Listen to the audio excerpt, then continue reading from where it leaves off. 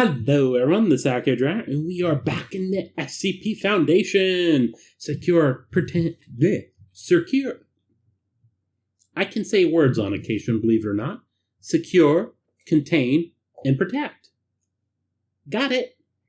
Anyway, this will be the second one for this week of the full videos because the first one was a bit short. And you might have noticed which one it was going to be on the previous one. Right down here, SCP-220. I skipped these because they were all a bit shorter than I was looking for, but Two's company, not Two's a company. There's no A there. And in fact, Two's company, possessive. If that matters for anything, I don't know. We'll find out. A photo of Skip 220 taken outside his window. Cool. And it's item number, Skip 220, object class, safe. Ooh, it's a safe one. Spectrum containment procedures. Skip 220 is housed in a one-bed, one-bath unit in an empty condominium. The subject believes the building to be occupied by other residents and should persist in this belief. A false bus stop has been installed near the building's entrance. This measure is sufficient to deter Skip 220 from leaving the containment area. The anomaly will approach the bus stop, sit on the adjacent bench, and remain there for 30 minutes to an hour before returning indoors. Skip 220's room is equipped with a telephone connected to an automated recording service. These recordings, in combination with several video surveillance feeds, are used to determine Skip 220's medical, dietary, and other personal needs. In light of Incident 220-P, in the event that in-person contact with the anomaly is absolutely necessary, only D-class subjects may enter the containment area. Any person who has been exposed to Skip 220 must be quarantined immediately and maintained in complete isolation, including from phone or radio contact. Description: SCP-220 has the appearance of a multiracial, English-speaking human male. According to his birth certificate, he is 84 years old as of 5/15/12. Skip 220 is believed to be a single humanoid entity. Depending on the time of day, he will adopt the name, memories, and mannerisms of one of two distinct persons. Any human subject who converses with Skip 220, regardless of which mannerism he has adopted, will perceive two physically distinct people instead of one. From 5 a.m. EST until 8 p.m. EST, Skip 220 will identify himself as Ollie G. Blank, the name that corresponds with his birth certificate. From 10 p.m. EST until 5 a.m. EST, he will identify himself as Ormond Garibaldi. During the period between 8 p.m. EST and 10 p.m. EST, this distinction is unclear. Subjects do not exhibit fear, distress, or confusion when conversing with Skip 220. However, the effect of these conversations, perceiving the anomaly as two persons, appears to be irreversible, regardless of whether an individual is informed of Skip 220's nature before or after their exposure to the anomaly. Their recollection of speaking to both Ollie and Ormond will persist. If a subject's in-person contact with Skip 220 exceeds 5 minutes, they will begin to display additional signs of disorientation, easily forgetting their purpose in entering a room, the date and time, or the subject of a conversation. This effect, too, is irreversible. If a subject is in contact with Skip 220 for more than 10 minutes, this disorientation degrades to a state researchers have described as perception mitosis. Affected individuals will begin to perceive every person and, eventually, every living thing in solid object as two instead of one. Acutely affected subjects appear to believe one or both of their conversation partners is a close friend or relative, regardless of their prior association with the individual.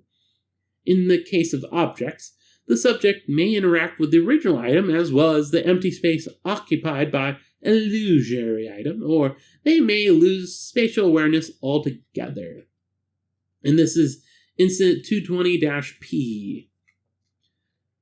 A secondary, more serious effect of contact with SCP-220 was discovered during psychiatric evaluation of D7905 by Dr. Palermo. D7905 has been in conversation with SCP-220 for a period of 11 minutes. In the course of their subsequent psychiatric evaluation, they began to refer to Dr. Palermo alternately as Doctor and Father. 30 minutes into this evaluation, Dr. Palermo also began to display signs of confusion, addressing the interviewee as both D7905 and Anthony. This incident has established that SCP-220's effect may be highly contagious and spread via in-person contact. 15 individuals were subsequently quarantined, but not before it was discovered that the contagiousness of these symptoms increases with their severity. Individuals who observe SCP-220 via audio or audio-visual recordings demonstrate no anomalous effects, provided that these recordings do not take the form of a two-way conversation with SCP-220. Whether this is also true of individuals affected by SCP-220 has not been tested at this time. Addendum 1. On 1/26/12, SCP-220 suffered a fall. D9120 was instructed to assess the subject's injuries. SCP-220's emotional distress was observed to exacerbate his influence on D9120, who became rapidly disoriented, forgetting her objective. D9002 was instructed to retrieve D9120 from the containment site and was also indisposed by these symptoms, though at a notably slower rate. D9120 and D9002 were subsequently quarantined. Addendum 2. The following is a complete list of requests made by SCP-220 via phone. Requests granted are supplied while SCP-220 is occupied with the daily ritual rocking around the building's lobby 5 times. Requests denied are communicated by a note of apology from the condominium's manager, citing the item's unavailability. Requests made by SCP-220 while identifying as Ormond. Author Conan Doyle's The Adventures of Sherlock Holmes. Granted. A pair of silk house slippers. Granted. A French coffee press, grinder, and coffee beans. Granted. An electric kettle. Granted. A request that management post his open invitation to a chess tournament for other guests to see. Denied. Denial phrased as best postponed until the busy season. Requests made by SCP-220 while identifying as Ollie. A picture of his wife. Denied. Records indicate that Ollie G. Blank was never married. Granted, with permission. Assistant Researcher Evans has supplied a photograph of her deceased grandmother. So that's an interesting one. Also, I think the cross out went a little too far. I think it's only supposed to go till married. So it's supposed to be crossed out the following. Denied records indicate that Ollie G. Blank was never married. End of cross out. And then granted, with permission, Assistant Researcher Evans has supplied a photograph of her deceased grandmother. Just an editing thing. Tylenol PM. Granted. Dosage limited to 2 tablets. An address book. Granted. SCP-220 has been observed to write in this book frequently. A request for a call to be put through to his granddaughter. Denied. SCP-220 has no record of family. Denied phrased as number unavailable. A bicycle. Denied. A guide to bird watching in Florida. Granted. A pair of binoculars. Granted. A chess set. Granted. Between the hours of 8 and 10 p.m. EST, SCP-220 has been observed intently engaging with the chessboard crossing back and forth to play each side. Oh, that's the time when it's indeterminate which one it is. Well, that's a fun... Well, it's not fun. Because, coming back up to here, what's obviously happening with this is that the person that skipped 220... The anomalous person that is skipped 220 is clearly suffering from mental decline. The question is, actually, that's an interesting one. Contagious mental decline of a very specific sort. I wonder, he managed to get this old, so presumably he wasn't anomalous like this younger.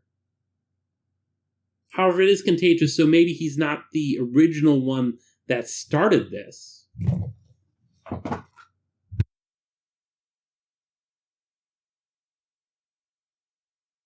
Excuse me.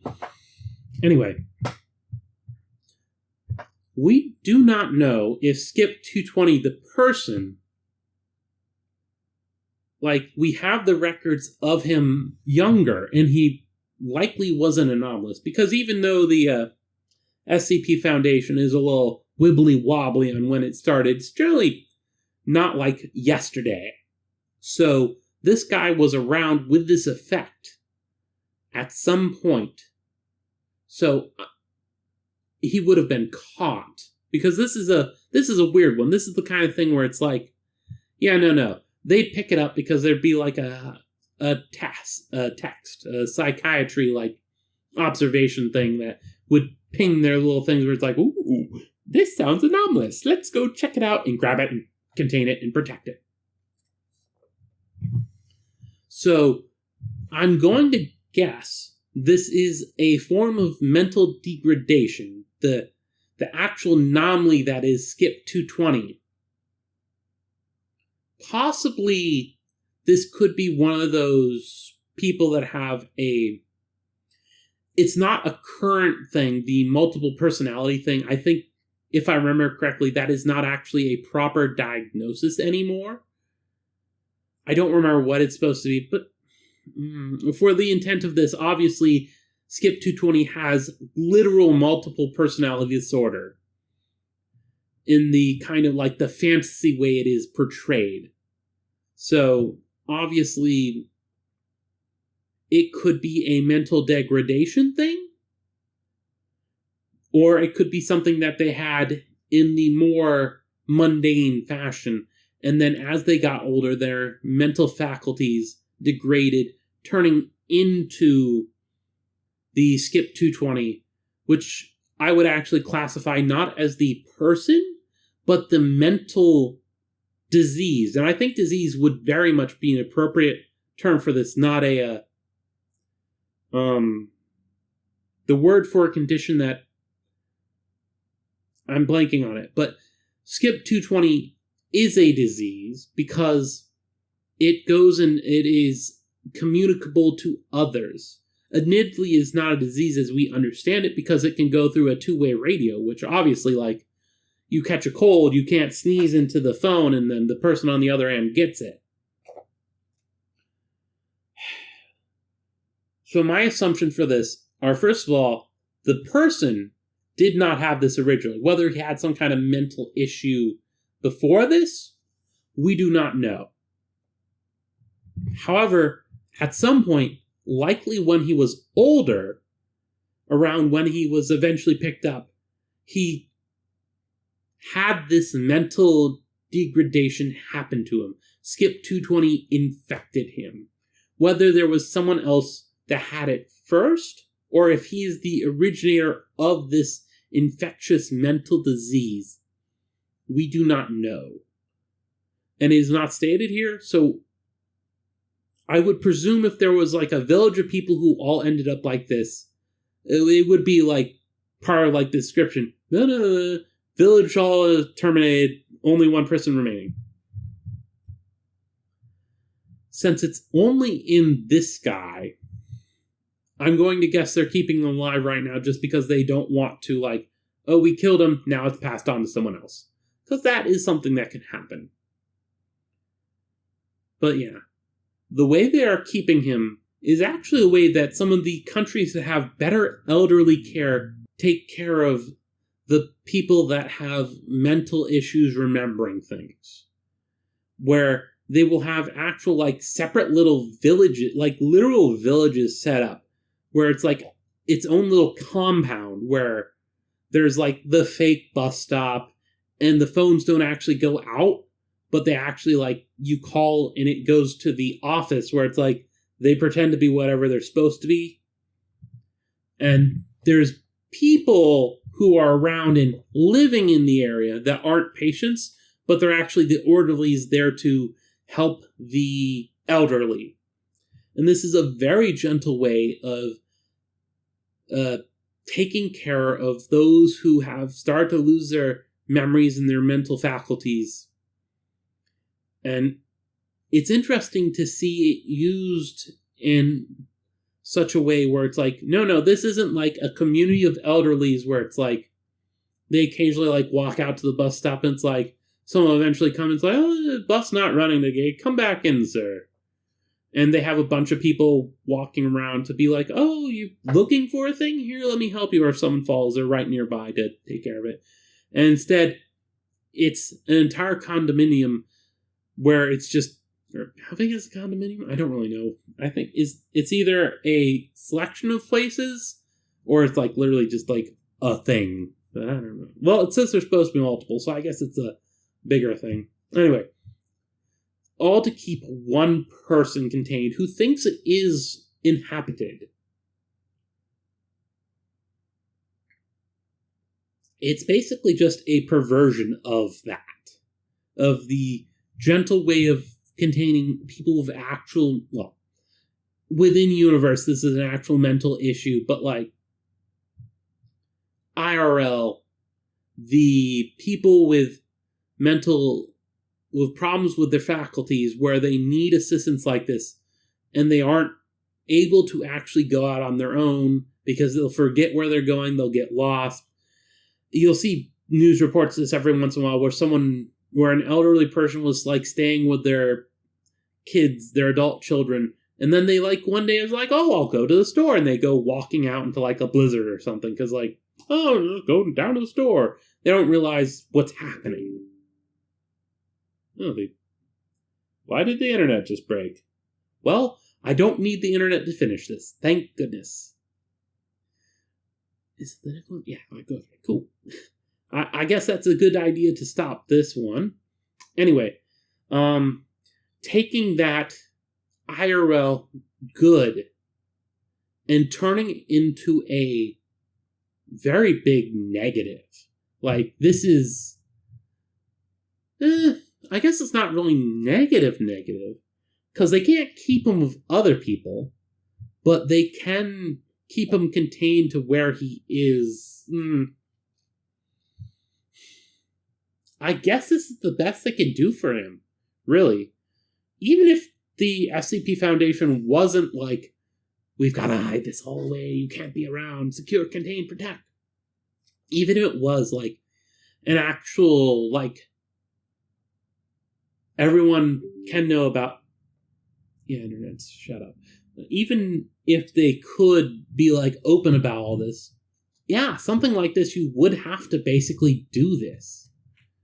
And it's... Actually, the fact they do a whole condominium for one person... Yeah. It's interesting. I can't really say much for or against it. I guess that's the thing. But yeah, this was an interesting one.